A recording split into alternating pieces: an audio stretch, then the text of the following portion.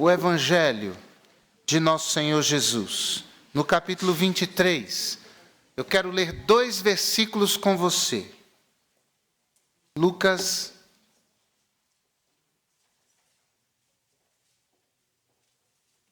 capítulo 23. Para falarmos sobre o monte da oração.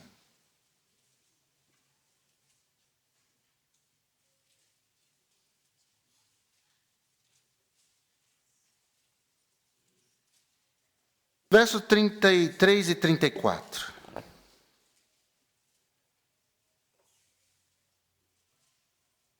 E quando chegaram ao lugar chamado A Caveira, ali o crucificaram, e aos malfeitores, um à direita e outro à esquerda. E dizia Jesus: Pai, perdoa-lhes, porque não sabem o que fazem. E repartindo as suas vestes, lançaram sorte. Louvado seja o nome do Senhor. Obrigado, meu Deus, por esse tempo de oração. Obrigado pela tua palavra, poderosa palavra, aberta e lida neste momento. Agradeço pela boa recuperação que tem tido nosso irmão Luiz Pedrosa. Agradecemos pela cirurgia ter sido um sucesso. Teu servo já está enxergando, ó Pai, e que a sua vista clareie ainda mais. Nós oramos pedindo tua bênção para esta mensagem, em nome de Jesus. Amém? Assentem-se, por favor. Você pode imaginar este monte da caveira, este monte do Calvário. Pode, em sua mente, imaginar as 3 cruzes no alto do monte, 2 malfeitores nas extremidades, e um homem no meio, Jesus Cristo. E você pode imaginar o que ele está fazendo. Sim, ele está agonizando. Sim, ele está sentindo dores. É bem verdade que fisicamente ele está muito debilitado. Mas aquele homem na cruz do meio está orando. Está buscando a Deus. Está colocando a sua vida nas mãos de Deus. Isso, aliás, é uma mostra de que Jesus morreu da maneira como viveu. Jesus morreu entre pecadores e viveu aqui neste mundo entre pecadores. Foi a eles que Jesus foi enviado para buscar e salvar o que se havia perdido. Mas naquele momento de angústia entre os pecadores, Jesus está orando. Eu nominei essa mensagem de No Monte da Oração, porque no Calvário Jesus orou. A primeira, a segunda e a quarta das 7 frases que Jesus falou na cruz foram orações. E, portanto, ele opta, no momento da angústia, de falar com o seu Pai Celestial. Jesus era um homem de oração. E Pedro diz que em tudo Jesus nos deixou exemplo para que seguíssemos as suas pisadas. Jesus começou seu ministério terreno em oração. E terminou seu ministério terreno com a sua crucificação também em oração. Interessante, né? Eu estava pensando a dor que aqueles cravos, aqueles espinhos perfurando a sua fronte traziam a Jesus, mas isso não o impediu de orar. As mãos que curaram tantas pessoas ao tocar vidas, aquelas mãos estavam pregadas numa cruz, mas isso não impediu Jesus de orar. Os seus pés que tantas vezes levaram Jesus ao encontro dos necessitados, eles estavam, portanto, presos naquela cruz, mas Jesus ainda assim podia orar. Isso é uma grande lição. A Bíblia diz: orai sem cessar, e nós devemos orar em todo o tempo, em qualquer circunstância, inclusive nas circunstâncias mais difíceis da vida, por um fato muito simples e determinante: ninguém terá uma vida vitoriosa sem oração. Ninguém será vitorioso sem essa vida de dependência e de comunhão com Deus. Ninguém. E nós, crentes, precisamos, meus amados, intensificar nossa vida de oração, remir o tempo em oração, ao dirigir, ao cozinhar, ao trabalhar, seja lá onde estivermos, que estejamos em espírito de oração. Efésios capítulo 6, 18 diz: orando em todo tempo no Espírito. Ou seja, você não precisa fechar os olhos para orar, você não precisa se ajoelhar para orar, em todo lugar, em qualquer lugar. Os muçulmanos 3 vezes por dia fazem as suas preces, aonde quer que eles estejam, eles colocam um tapete, eles se ajoelham ali, e eles começam a se curvar e a fazer as suas orações. É obrigatório que seja assim, mas nós cristãos, nós seguidores de Jesus, nós não precisamos, não há lugar específico para oração. Nosso Salvador orou pregado na cruz. Todo lugar é um lugar propício para a oração. Todo lugar é lugar propício para buscar a Deus. E pelo que Jesus orou? Em primeiro lugar, Jesus orou por socorro, mas não para si. Ele diz: Pai, perdoa-lhes, eles não sabem o que fazem. O pedido para que Deus não fechasse o coração, não endurecesse o coração em relação àquelas pessoas que agrediram, aquelas pessoas que prenderam, aquelas pessoas que xingaram e que pregaram Jesus na cruz. Jesus orou para que Deus não fechasse o coração, irmãos. Perdoa-lhes, porque se Deus fecha o coração para aquelas pessoas, elas não teriam salvação, elas não teriam condições de ter acesso a esta vida abençoada e maravilhosa que tem o homem e a mulher, que tem a Jesus como seu Senhor e Salvador. Ele estava em angústia e orou, mas orou pelos outros. Quando nós estamos passando por dificuldades, nós oramos pelos outros ou nos apressamos a orar por nós? Quando o desemprego, quando a dificuldade familiar, quando a enfermidade bate à porta da nossa vida, nós nos apressamos a orar por nós. Nós temos o hábito de pensar só em nós. Devemos, inclusive, irmãos, avaliar nossas orações com muita frequência, porque não poucas vezes nos flagramos orando majoritariamente por nós. O conteúdo das nossas orações geralmente tem a ver conosco ou com os nossos familiares ou com as pessoas a quem nós amamos, de quem nós gostamos. Mas na cruz Jesus não orou pela sua família, na cruz Jesus não orou por si, na cruz Jesus orou pelos seus inimigos. Jesus orou por aqueles que haviam maltratado a ele. Ele orou por aquelas pessoas, porque viveu aquilo que pregou. Lucas capítulo 6, verso 35, Jesus disse: amai os vossos inimigos. Jesus sai da teoria, Jesus sai da teologia, Jesus sai das palavras, que quando são apenas palavras, elas somem ao vento. Ele sai dessa questão teórica e ele pratica aquilo que ele ensinou. Ele disse aos seus discípulos: orem pelos seus inimigos. E na cruz, Jesus orou por eles. Nós conseguimos orar pelos que nos perseguem, conseguimos orar pelos que nos maltratam, nós conseguimos orar por aqueles que se apresentam, que se portam como nossos inimigos, que têm atitudes ostensivas contra nós. Na cruz, Jesus orou por socorro, mas não por si. Nós temos de orar, irmãos, por esse mundo inimigo de Deus, mergulhado na devassidão, na pecaminosidade. Nós temos que clamar por eles. Lembra que Deus chamou Abraão para orar, para interceder por aqueles naquela cidade de Sodoma e Gomorra. Irmãos, Sodoma e Gomorra é parquinho de criança comparado ao mundo que vemos hoje. É uma coisa muito triste. Lá em Brasília, uma irmã professora me dizia: que a diretora da escola disse para as professoras em reunião e professores: nós não podemos deixar meninos de 11 anos com meninas de 10, 9, 11. Porque estão acontecendo estupros, irmãos. Garotos de 11 anos de idade estuprando meninas de 9 na escola. São só crianças brincando.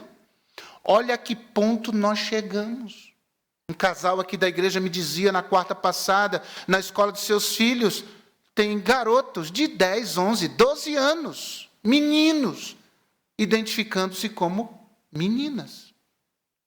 O que um menino de 11 anos sabe acerca da sua sexualidade? Me responde um negócio desse.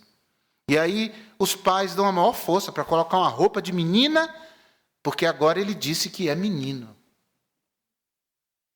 Esse é o mundo que nós estamos vivendo. Porque antes essa depravação era muito visível no meio dos adultos, agora as crianças, os adolescentes. A depravação do gênero humano é gritante em nossos dias. E Jesus disse que os dias da sua vinda seriam semelhantes aos dias de Noé. E os dias de Noé eram dias de intensa depravação. Isso aqui não é discurso moralista nem legalista. Nós estamos falando baseados no que a palavra de Deus diz que é correto fazer, ser, pensar. E o povo de Deus não pode ser conivente. Pais não podem ser coniventes, em nome de Jesus.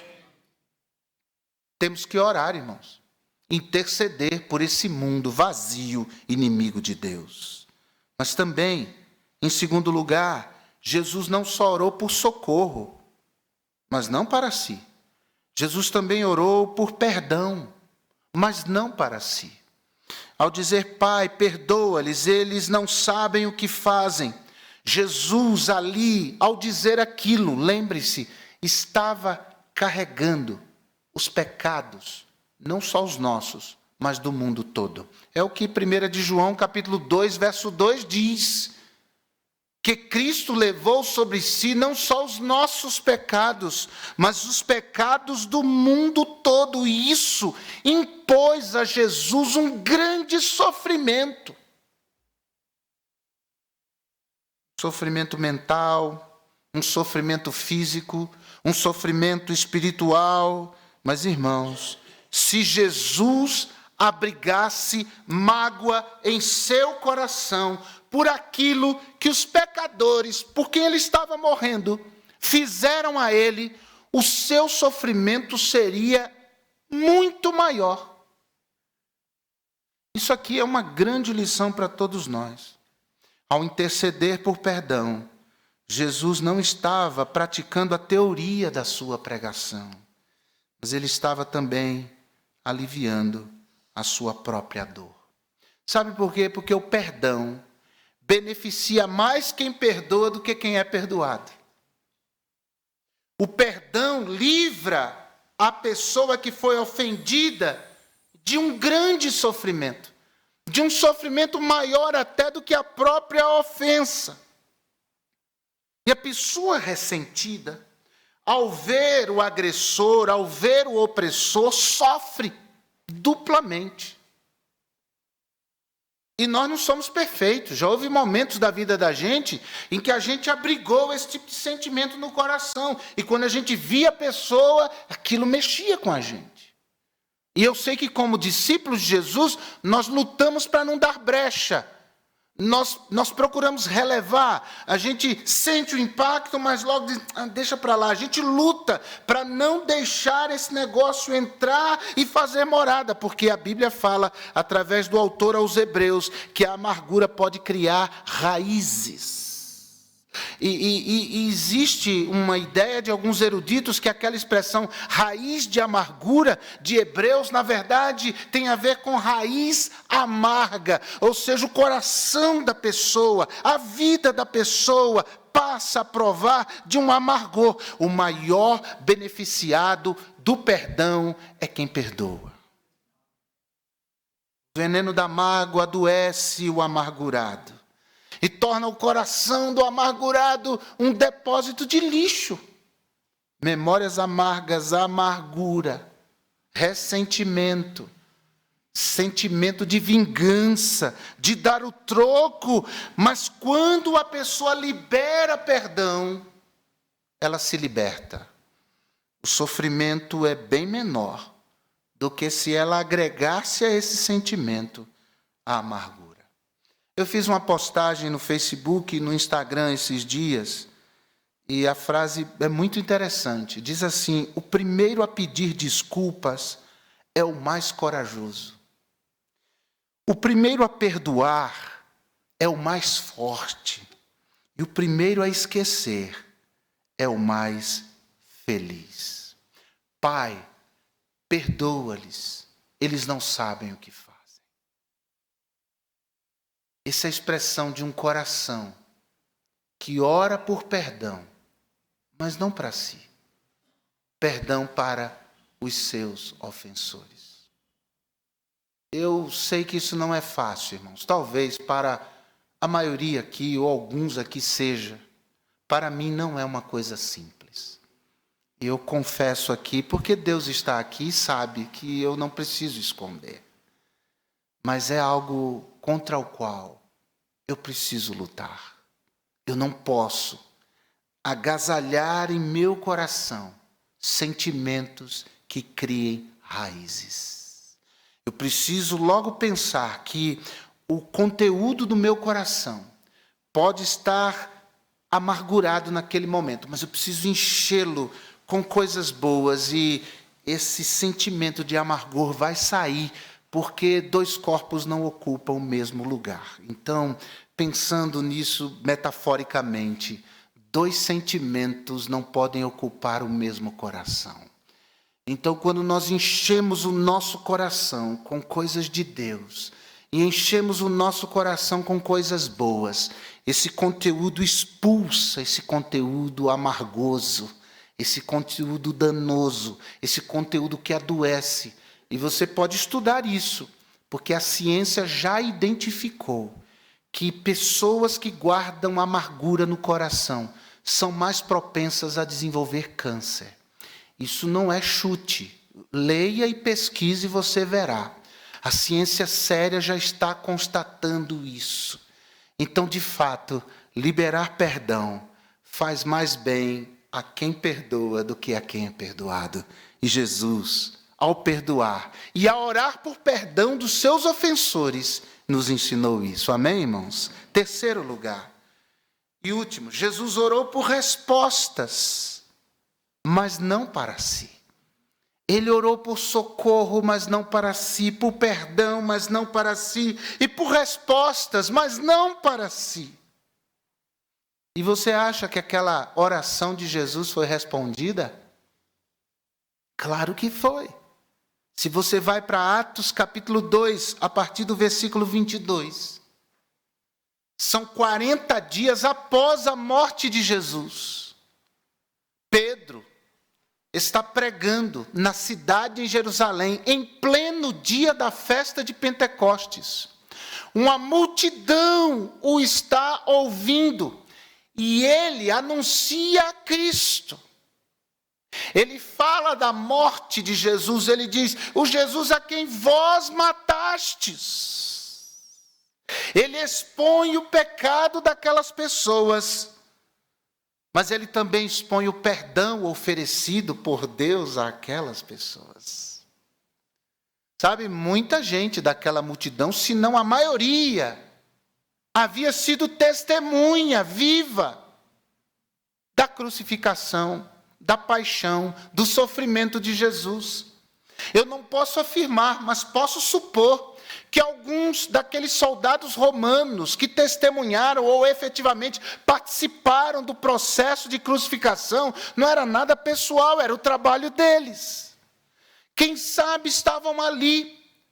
Por quê? Porque as milícias romanas eram reforçadas nos dias das grandes festas judaicas em Jerusalém. Pilatos não morava em Jerusalém. Pilatos morava no litoral, lá na Cesareia, era lá que ele morava. Mas quando havia essas grandes festas, então ele subia a Jerusalém.